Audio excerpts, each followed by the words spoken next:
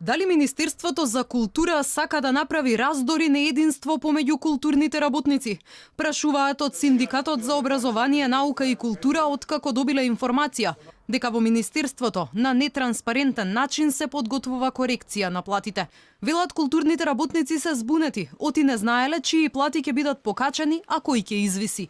Од синдикатот реагираат дека најголемо незадоволство имало кај помошно-техничкиот кадар, бидејќи за нивниот профил не било предвидено покачување на платите.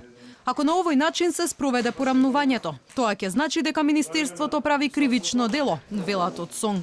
Во расправата со претседателите на синдикални организации беше подвлечено дека со вакво нивелирање на плати кои што селективно се дадени табелари во установите, а не секаде, за исти работни места во различни установи имаме повторно различни коефициенти.